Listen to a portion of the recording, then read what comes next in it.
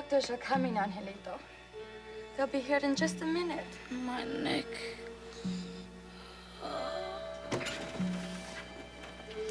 His fever's gotten worse. And he's complaining about his neck and his head hurts. I don't even think he knows I'm here. Please wait outside while we examine him. Angel, listen to me. Do you feel sick on your stomach, too? Yeah, bad. Watch his knees. Okay, easy now. A lot of resistance. Dear God. Alicia thought you might need a hand. Thanks. All the signs. All the signs. Let's turn him.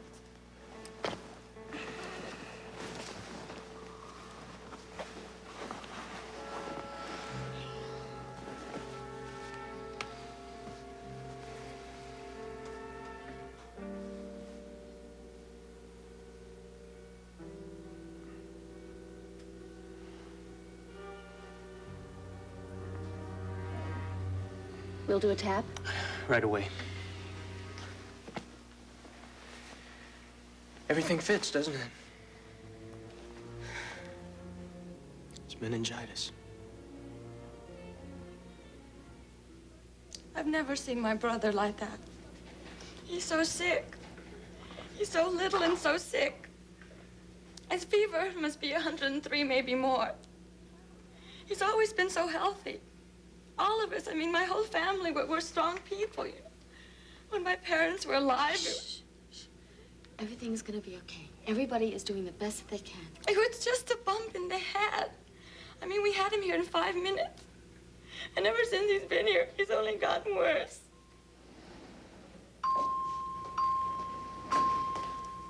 Hi. How is he? Bobby, I'm glad you're here. Alicia is very worried. Yeah, I just stopped by Ryan's. I couldn't believe it. They've said he had to have an operation. They said that it was going to help him. So I gave my permission. Well, he was so much better last night. What could have happened? So many things happened. His right hand and his right arm started getting weaker. And his headache got worse. And then the fever went up. Dr. Ryan thought, that there was bleeding in the brain. And he thought they were going to have to relieve the pressure. All because So they put these holes in his head. Because I threw that damn ball. No. There was no bleeding in the brain. There was no fluid. I mean, Angel is sick, but not because you hit him in the head with a baseball. What about the operation? Now, that didn't do any good. It made him worse. Now his neck is stiff and his fever's getting higher. What does Pat say? He says it's more complicated than they thought it was. I don't understand. But I think my brother's gonna die.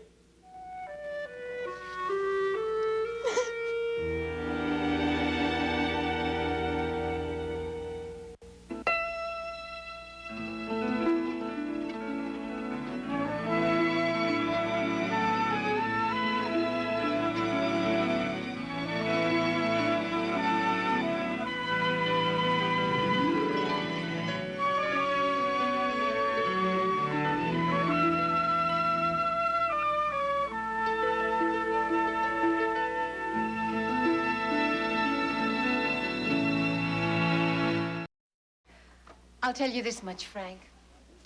If I were married to Jack Finelli, and he turned up at our child's christening with a date, I'd have ordered both of them out on the spot.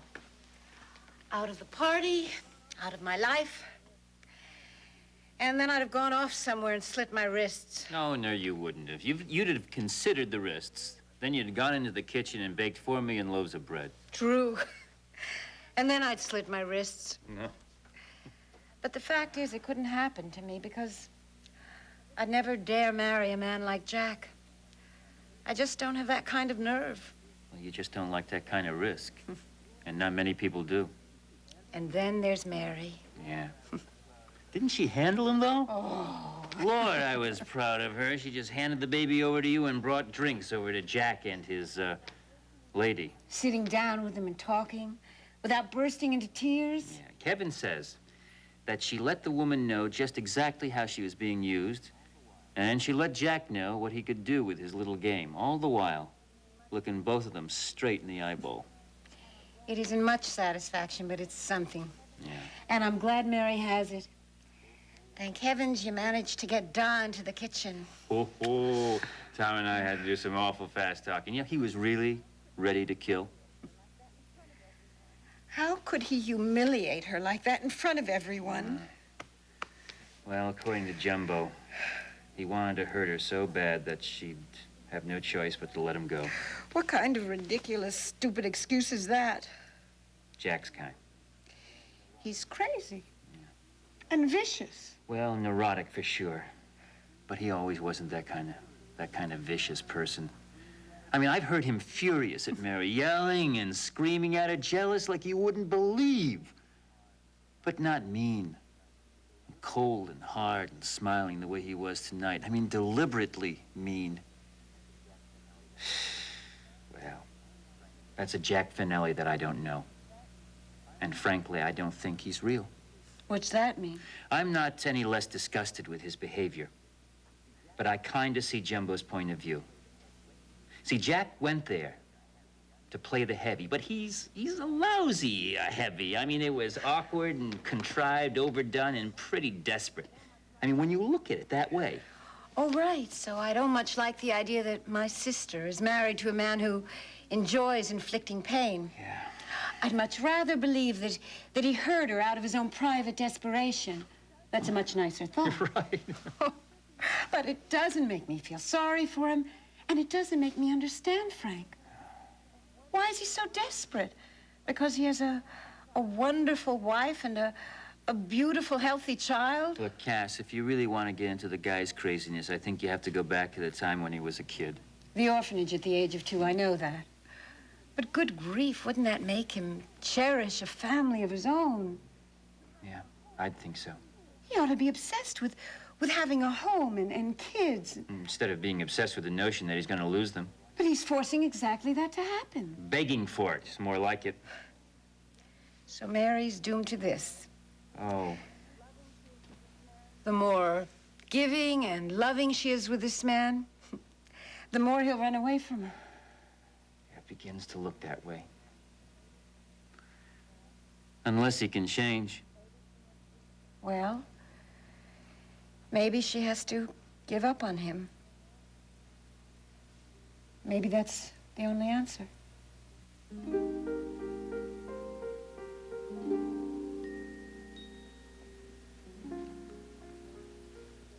Honey, I'm getting scared. I wanted you to have the very best daddy around. But I'm afraid I made a mistake. I mean, a bad mistake. And if I have to fix it the way your father's asking me to, then it's just you and me, love. You and me on our own. But don't worry. You'll be safe and happy no matter what. I certainly love you enough for 2 parents. Oh. And now you've got godparents, too. Plus all the family and friends who came to the christening. Every one of them loves you. The only thing is, I know how good it feels growing up with your father around. That's something I'd hate for you to miss.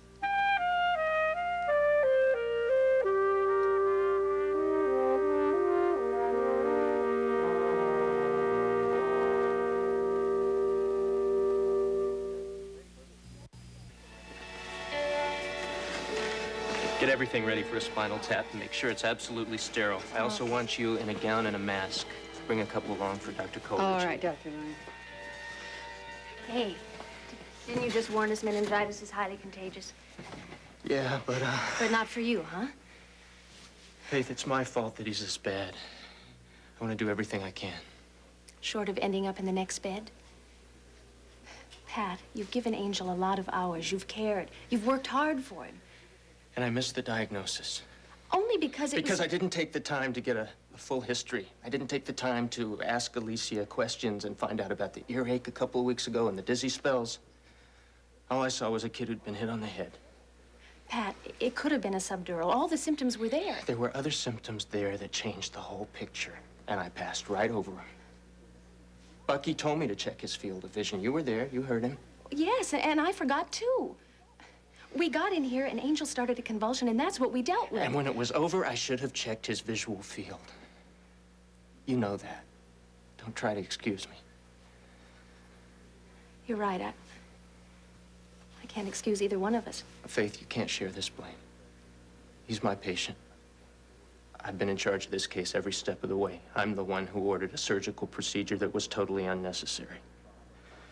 Here's a 12-year-old kid with no cerebral problem, and I have 2 holes drilled in his head. Meanwhile, he's got raging meningitis, and I let it go untreated, which means it could very well kill him now. He's alive now, and we're going to keep him alive. Yeah, well, I hope so. But if he dies, it's going to be because of me. Hey, didn't you just say you were going to stop jumping to conclusions about this boy? All right, one step at a time. Dr. Coleridge, I'll get him ready. Fine, thank you.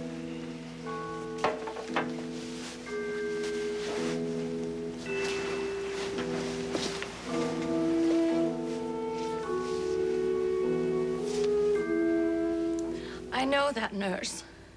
Why doesn't she tell me anything? Because nurses never say anything to the patient's relatives, right? Right. She was just in a hurry, Alicia. I mean, you know how it is with a doctor telling you to do this, do that. Yeah, I know. And it usually means that the patient is in trouble. No, it doesn't. I mean, they were bringing some new equipment in there, so Angel would be better. Masks and gowns. That means there's infection. Alicia, they know you're here. Now, they'll come out and get us when they're ready. I think I'm going to go in. No, Alicia, I don't... Oh, Bobby, maybe she should go in there. I mean, it's not like she's barging in and she does work here. And maybe instead of being worried, she should find out that everything's going to be okay. I mean, maybe Patty is ready to go home. I'm just going to go in and knock.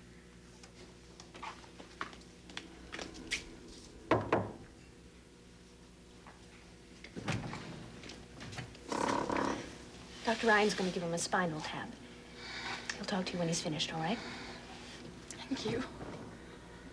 A spinal tap, that's just a test, right? Yes. But when there's a fever, it could be very dangerous. No, it doesn't have to be, Alicia. It doesn't have to be. Now, come on. It's all right. It's all right. Maybe you're just imagining things. See, that's very easy to fall into. I did that with little John, right? So we'll wait and we'll find out what Patty says. You have to trust him. He's a very good doctor. I know. He is a good doctor. Look, I'm sorry. I'm sorry. I know that you would rather have him at home than here in the hospital. And I'm grateful that you just... No, stop that. I want him to spend some time right here. Okay, this is a very sad situation. And I feel awful because it was Patty who made the mistake. Now, you gotta just trust me. Everything's gonna be fine. You just have to believe me. Mistake? What mistake?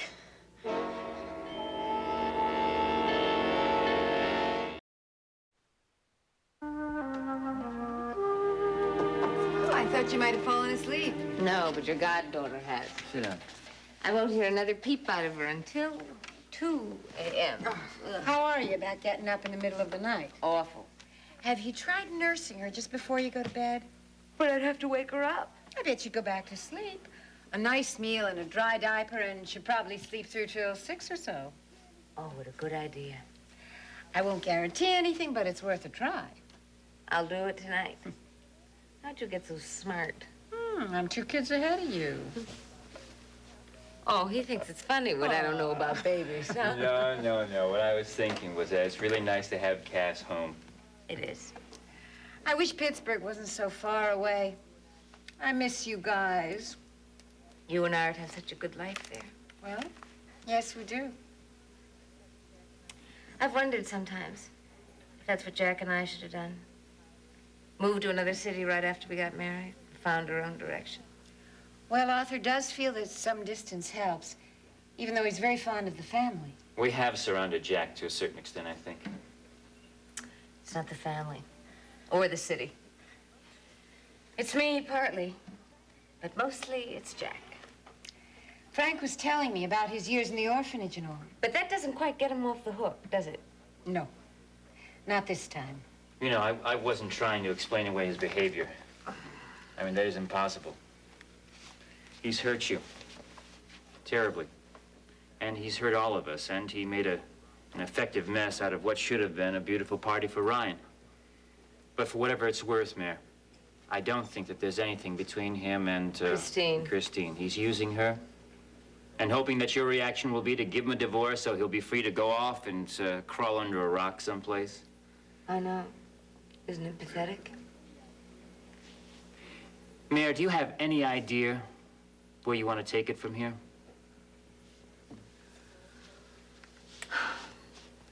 You know what today is? Our first wedding anniversary. Oh, Mary. I wanted to forget that. I managed not to think about it until tonight. When he asked me to marry him,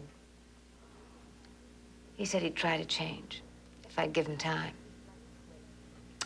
But this is not a person who likes to wait for things to happen.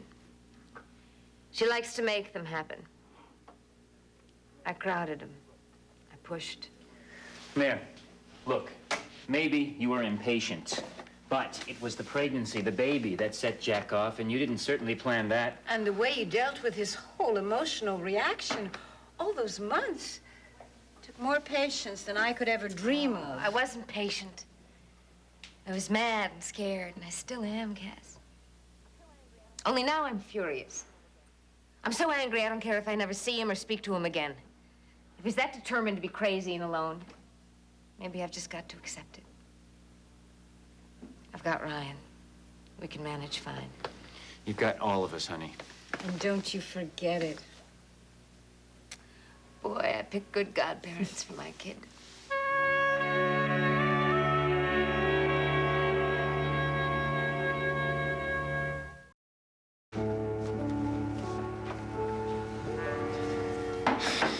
Spinal fluid is cloudy. That's bacterial meningitis. But I want all the tests, and I want a culture. Sure. I'll drop the test by the lab right away. His temperature's up 0.5 degree. Get that ampicillin started then, and put him on an ice blanket. And don't go near him without a gown and mask. Yes, Dr. Ryan, I'll be careful. Oh, take the blood sample when you go. I want a blood sugar. Oh, and tell him to rush. Yeah, I will. You've told me that twice already. I have no business treating anybody as shape on men. Want to go down to residency and grab some sleep for half an hour? I'll call you. No. Maybe later.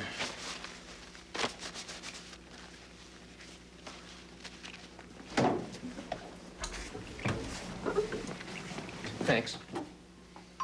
Nieves? Patty, how is he? Holding on. Listen, I think maybe we should talk privately. Holding on. I don't understand. Angel is very sick, and it's serious. But we know now the treatment that he needs. Is my brother going to die? Please tell me that first, doctor. We're doing everything in our power to help him live and to make him get better. That means you don't know. We're not 100% sure, no. At this point, we can't be. But within 24 hours after the drug has had a chance to What drug? Ampicillin. And the diagnosis, it was not the brain? The brain was involved, but not in the way I first thought. Our tentative diagnosis now is bacterial meningitis. We've taken a sample of cerebrospinal fluid, and we've sent it down to the lab for a whole battery of tests. I'm quite sure that they'll confirm our diagnosis. My neighbor's baby died of meningitis. Alicia, there are many varieties of meningitis. They almost always hit infants the hardest. Angel's a strong boy. Yes, he's strong. But not when you just operated on his head. I think I should tell you that my diagnosis wasn't right. Is that going to hurt my brother now? I'm not sure. Give us 24 hours and we should know a little more. To make him better or to make him worse, doctor? Alicia, try to listen to me. I'm not saying give us time to avoid telling you the truth. Time is what matters most. Every minute is crucial. And within a matter of hours, we should know if the drug is having an effect. Every minute. Every second is crucial when you're treating bacterial meningitis? Yes. We're gonna work all night to try and bring his fever down. Well, what about all those hours, doctor? When you made all those mistakes? Is my brother gonna pay for that now, doctor? Because of you and your operation? Is my brother gonna die? You answer me, doctor!